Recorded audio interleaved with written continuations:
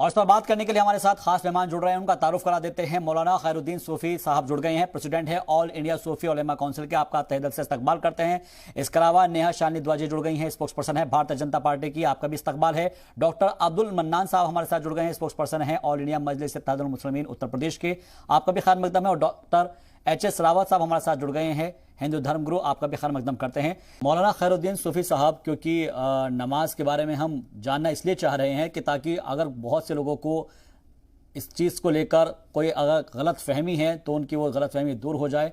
ख़ासतौर पर हम जमात से नमाज के बारे में जिक्र आपसे कराना चाहेंगे कि आप बताएं लोगों को कि जमात के साथ नमाज पढ़ने की कितनी अहमियत है, बाजमात नमाज जब अदा करते हैं तो उसकी क्या फजीलत है, इसके साथ साथ कि जो नमाज पढ़ने के क्या तरीके हैं, क्या अहकाम है, ताकि लोगों तक सही मैसेज और पैगाम जा सके।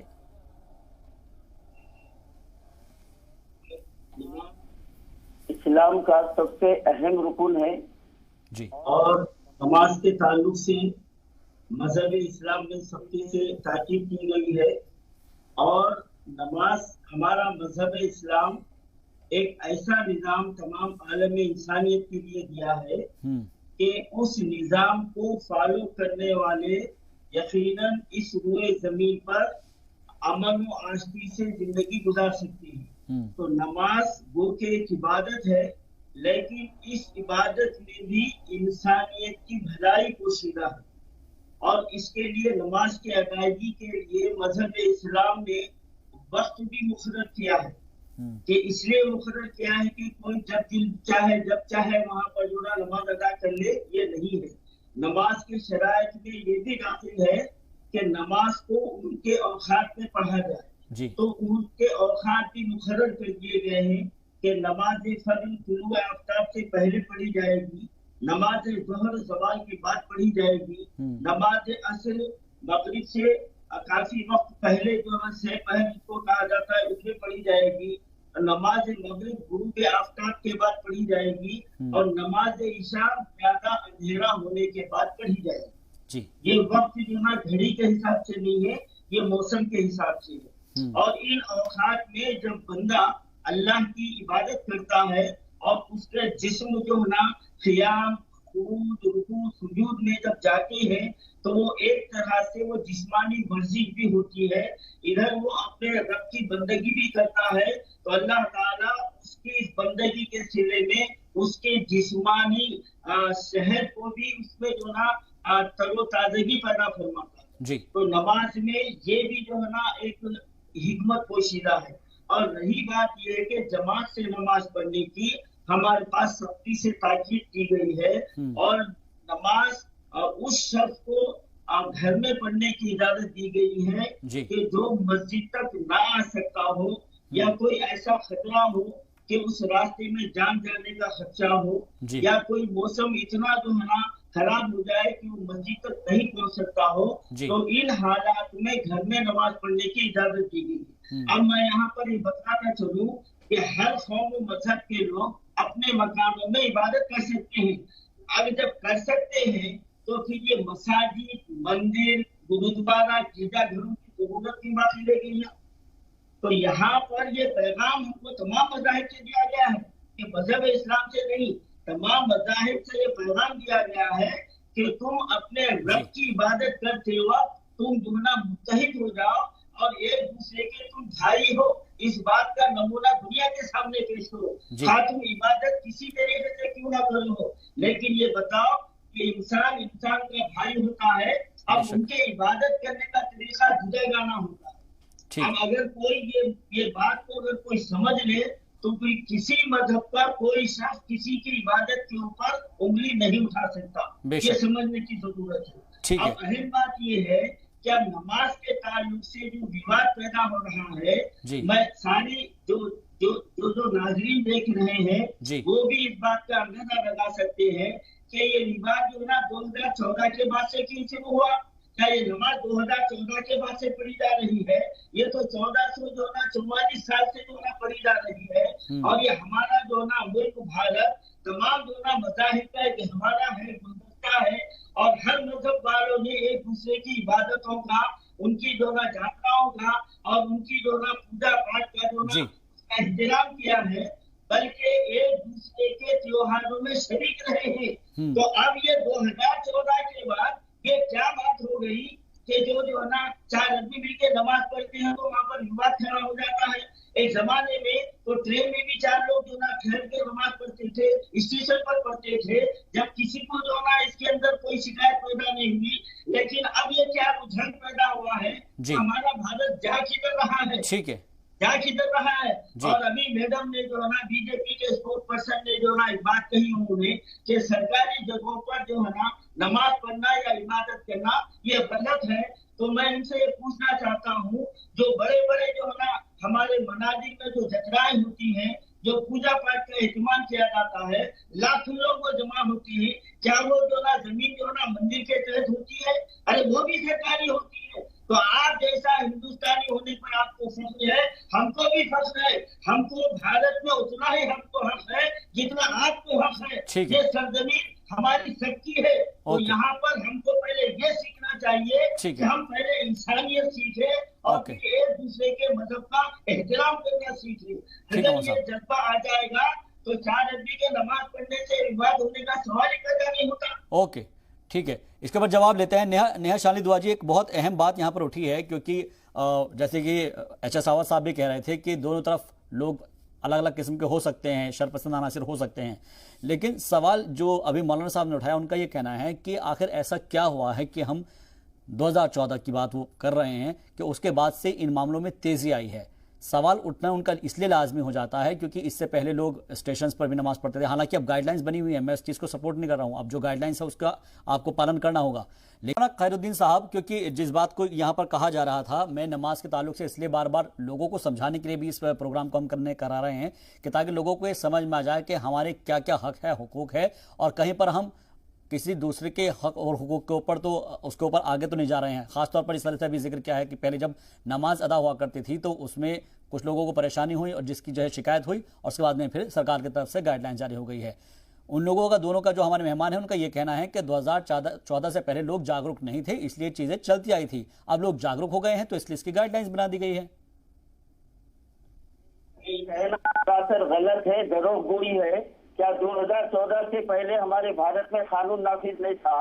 अच्छा, 2014 से पहले जब ये लोग कानून की जो ना इनके कहने के मुताबिक कानून की पाबंदी नहीं की जा रही थी, अब ये कानून के रखवाले बनकर आ गए, तो फिर ये कानून के रखवाले एक मुसलमानों के खिलाफ इनको कानून की याद आ रहा।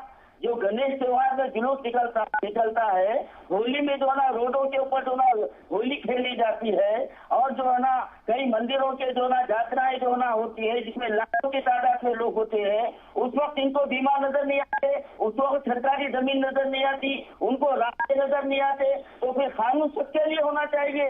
जब आप कानून लागू करने की बात कर रहे हैं तो 135 करोड़ जो है ना भारत के वासी है और सबके ऊपर एक कानून। लेकिन मौलाना साहब, उसके लिए तो परमिशन ली जाती है ना मौलाना साहब। जो आप जिसका भी जिक्र कर रहे हैं, कोई सी भी अगर यात्रा है, कांवड़ यात्रा है, कोई सी भी यात्रा है, या फिर मुहर्रम का जुलूस है, उसके लिए इंतजाम से परमिशन ली जाती है। मौलाना साहब, इसके लिए तो बाज़ाब्ता तौर पर परमिशन ली जाती है ना? नहीं साहब, मैं एक उनका और एक सवाल का जवाब देना चाहता हूँ। मैं दोनों बड़ा अच्छा सवाल किए। उन्होंने कहा कि हामिद अंसारी तिलक नहीं लगाए, तो मैं आपसे पूछ रहा हूँ, क्या हमारे प्रधानमंत्री श्री नरेंद्र मोदी साहब क्या एक समुदाय के वजीर आजम है? ये तो हमारे 135 करोड़ भारतीयों के वजीर आजम है, तो उनको तो हर मजहब का एहतराम करना चाहिए। जब उनको टोपी पहनाने की कोशिश की गई तो उन्होंने हटा दिए। उन्होंने क्या उनके लिए देश था? जब एक प्रधानमंत्री अपने जो है ना आवाम के जज्बात को नहीं समझ सकता, वो तो जो ना हामिद अंसारी साहब उपराष्ट्रपति थे, यहाँ पर बात जो है ना हमारे वजीर आजम की बात हो रही है, आप इसको एक्सेप्ट क्यों नहीं करते आप? और रही बात यह है कि 2014 के बाद ये चंद मुट्ठी भर जुनूनी लोग जो हमारे भारत को जो अनाज के बंटवारा करना चाहते हैं, ये हिंदू मुस्लिम में जो ना निफाक पैदा करके हमारे भारत को जो है ना ये सारे आलम में रुसवा करना चाहते हैं, ये इनका मंशा है। ये कानून का सहारा ले रहे हैं। हकीकत में इनके दिल में जो ना भारत से कोई मोहब्बत नहीं है इनको। ठीक है डॉक्टर, अच्छा नहीं है। कोशिश हमारी ये है कि अगर लोगों के अंदर कोई गलत फहमी है तो उसको दूर किया जाए, और इसलिए हमारी कोशिश ये है कि अगर नमाज को लेकर किसी के दिल में, किसी के मन में कोई शक व शुबा है, इसलिए हमने मौलाना साहब से पूछा है कि इसको कैसे अदा किया जाए। मौलाना खैरुद्दीन साहब, अब सवाल ये तो चलो ठीक है, क्योंकि गाइडलाइंस बनी हुई है, हमको कहाँ नमाज पढ़नी है सबको मालूम है, और जो चीज़ हुई थी गलत मुरादाबाद के अंदर उसको वापस ले लिया गया है, लेकिन लोगों के जहन में यह है कि लोग एक साथ नमाज क्यों पढ़ते हैं, नमाज बाजमात पढ़ते हैं तो उसके पीछे की क्या वजह है, दो लोग आगे एक साथ नमाज पढ़े तो कैसे पढ़ सकते हैं, इसके पीछे लोगों को थोड़ी सी उनका जो कंसेप्शन है वो अलग है, थोड़ा सा वो उनका नजरिया थोड़ा दूसरा है। सिर्फ जो है ना एक साथ मिलकर मुसलमान ही मस्जिद में नमाज पढ़ती है, ये बात कहना गलत है। ये तो जमात से नमाज पढ़ना और मस्जिद में नमाज अदा करना, ये तो जो ना एक मजहबी फरीजा है। इसी तरह हर मजहब के लोग अपने अपने इबादत गाहों में जमा होकर इबादत करते हैं, ये बात को नजरअंदाज नहीं किया जा सकता। अब रही बात कि मुसलमान क्यों खास तौर से जमा होते हैं, तो ये आज से शुरू नहीं हुआ। ये जब से मजहब इस्लाम पूरे जमीन पर आया है, हमको एक साथ नमाज पढ़ने की हमको जो हिदायत दी गई है और हम उसके ऊपर अमल करते हैं। और ये नमाज पढ़ने के बाद ये तारीख शाहिद है कि नमाज एक ऐसी इबादत है कि हम इस नमाज में कोई भी हमारा दूसरे मजहब का हमारा भाई आता है तो हम मस्जिद से उनको हटाते नहीं।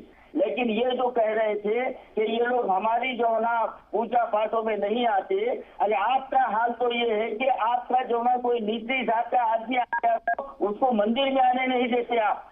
हमारे पास तो हर कौम मजहब का लोग हम खाने से खाना जो ना मिलाकर ठहरने वाले हैं। आपके पास मोची की अहमियत नहीं है, आपके पास आप दलित को इंसान नहीं समझते, आप बैकवर्ड को इंसान नहीं समझते, उनको जो ना मंदिर के बाहर भी उनको ठहरने का उनको इख्तियार नहीं है। कौन से मजहब की बात कर रहे हैं आप? कौन से मजहब की पैरोकारी की बात कर रहे हैं? मजहब तो सबसे पहले इंसान का इंसान मजहब होना चाहिए, बाद में वो अपना जो ना जो दिल और जहन जो कबूल करे उस मजहब पर चलना चाहिए। पहले आप मजहब इंसानियत को समझकर अपने पहले सबको इंसान तो समझिए। आप खुद अपनी जात के लोगों को जो ना मंदिर के दरवाजे बंद कर देते, तो क्या आप हमको मंदिर में बुलाएंगे? आप बुलाइए। आप ये खैरुद्दीन सूफी आपसे ये वादा करता है कि बड़े से बड़े जो ना पूजा पाठ में मंदिर में बुलाइए, मैं आपके बाजू खड़े रह के मैं आपका साथ दूंगा मैं। लेकिन आप बुलाते कहाँ है? और बुलाए तो आप जो ना बुलाते हैं, ना अगर कोई आता है तो उसको आने देते हैं। अभी मैं हाल इनके हैदराबाद की मिसाल बता रहा हूँ आपको। परसों हाल में हमारे वजीर दाखिला महमूद अली साहब परसों जो त्योहार गुजरा हमारे पास चारमीनार के पास जो ना महालक्ष्मी मंदिर के पास वजीर दाखिला गए तो वहाँ का पुजारी उनको पर्चा देने के लिए जो ना पीछे हट गया। ये तो आपकी ज़हनियत है, ये तो आपकी सोच है। आप कहाँ से जो ना आप ये बोलते कि आप हमारे त्योहारों में नहीं आते, ये आप जो ना आप खुद इंसानों में आप पहले तो जो ना सनातन धर्म हिंदू धर्म तो कोई धर्म ही नहीं है। नहीं ये प्लीज इस तरह की बात मत करिएगा मौलाना साहब। मैं आई ऑब्जेक्ट दिस। मैं इसके ऊपर मैं इस चीज की बिल्कुल भी इजाजत नहीं देता हूं। मैं इसके बिल्कुल खिलाफ हूं। मैं इसको बिल्कुल भी इजाजत नहीं दे सकता कि आप किसी भी मजहब को किसी भी तरह की कोई टिप्पणी करें। ठीक है, मैं एक बार मौलाना साहब को आपके साथ में रूबरू करा देता हूं। मौलाना साहब, ये बात बिल्कुल सही नहीं है। मैं इस चीज को बिल्कुल भी जायज नहीं ठहरा सकता। आप किसी भी मजहब को कुछ नहीं कह सकते हैं कि कौन सा मजहब कैसा है, नहीं है। मैं नहीं कह सकता, बराबर है। लेकिन जो हम पर जो ना अटैक कर रहे हैं वो बता रहे हैं कि वो हमारे मजहब के ताल्लुक से हमारी इबादत नहीं वो बात ठीक है, आप इबादत गाहों की बात कर रहे हैं, लेकिन सर आप मजहब पर सीधे टारगेट कर रहे हैं ना।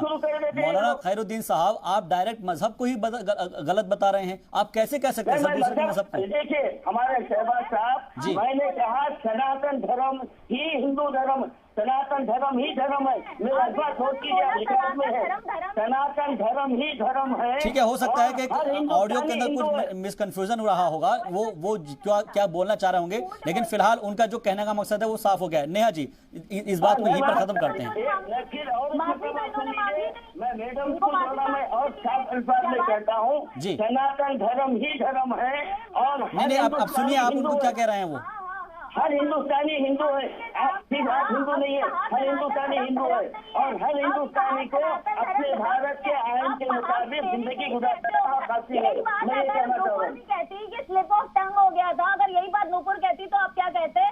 चलिए इसको आगे लेकर चलते हैं। वाली बातें कर दी, माफी क्यों नहीं ठीक है। मांग रहे थे सनातन धर्म पे? माफी क्यों नहीं मांग रहे आप? स्लिप ऑफ टंग माफी किस बात की मांगेंगे आपसे? बोला ही नहीं, हम तो ऐसी बात कहे नहीं माफी मांगने की। माफी तो आपको मांगना चाहिए कि आप हमारे मजहबी जो है ना इबादतों में दखलंदाजी कर रहे हैं आप लोग।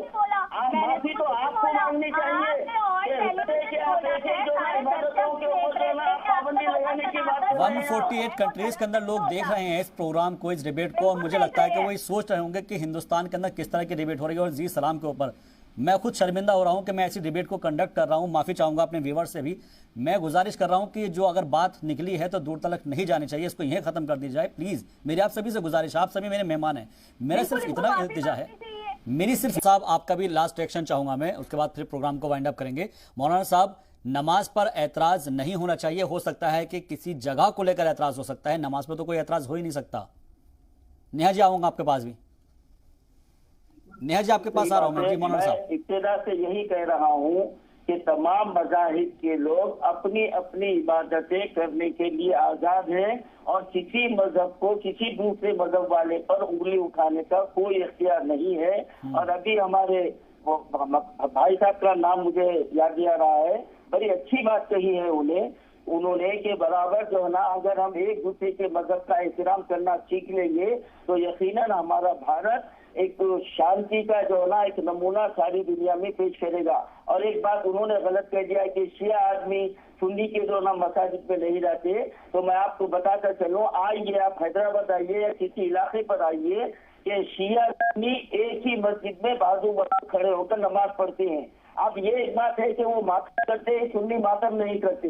अब रही फसाद की बात, तो हर गिरोह में हर फिरकों में छोटे मोटे जो है ना ये झगड़े होते हैं। आप उस झगड़ों को मुसलमानों की मजहब के ऊपर आप टारगेट नहीं करना चाहिए। ठीक है, कोई भी किसी के मजहब के ऊपर ताकीद ना करे, मेरी तो आप सभी से ही ये इल्तिजा है। लास्ट कमेंट नेहा शालिनी दुआ जी आपका भी चाहेंगे।